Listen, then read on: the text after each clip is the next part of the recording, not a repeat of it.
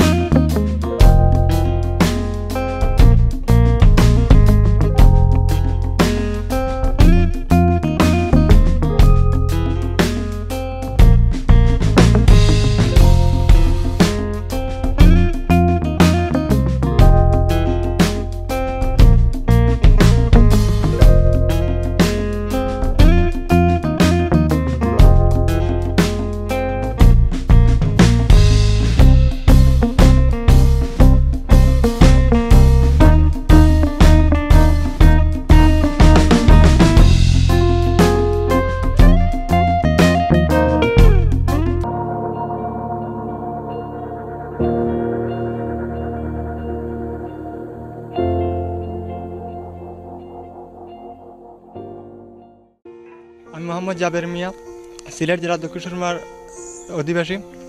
আমি একজন কৃষক। আমি বিগত কয়েক বছর যাবৎ বেগুন চাষ করে আসছি, কিন্তু স্থানীয় যে বেগুনগুলো আছে ওইগুলো চাষ করে ডগা ও ফল ছিদ্রকারী পোকার আক্রমণের কারণে যে যতটুকু ফলন করতে পেরেছি, উৎপাদন করতে পেরেছিলাম, সবটুকুই প্রায় ডগা ও ফল ছিদ্রকারী পোকা আক্রমণের কারণে নষ্ট হয়ে গেছে। আমি বিক্রি করে এগুলো লাভ করতে পারিনি।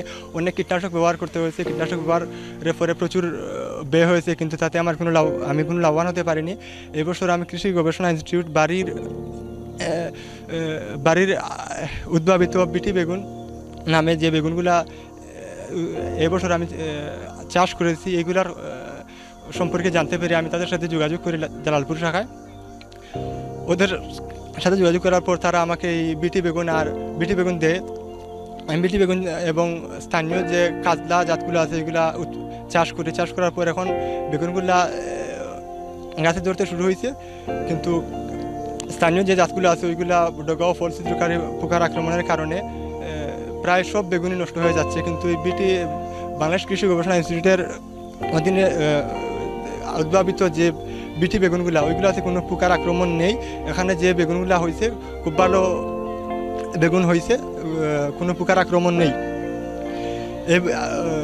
এই বেগুনগুলা চাষ করে আমি আশা করি লাভবান হতে পারবো, এবং আমার স্থানীয় যে কৃষকরা আছে সবাই এই বেগুনের চাষের প্রতি আগ্রহ প্রকাশ করেছে, এবং আগামী বছর থেকে তারাও এই বেগুনগুলো চাষ করবে।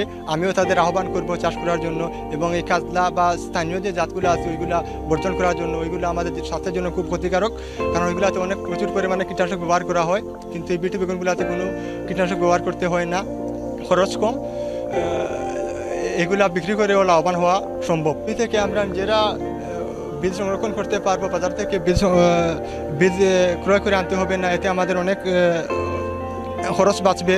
এবং আমি বিটি বেগুন 2-5 কেজি বেগুন উঠানোর পর কোনো বেগুনের মধ্যে পোকা পাইনি। কিন্তু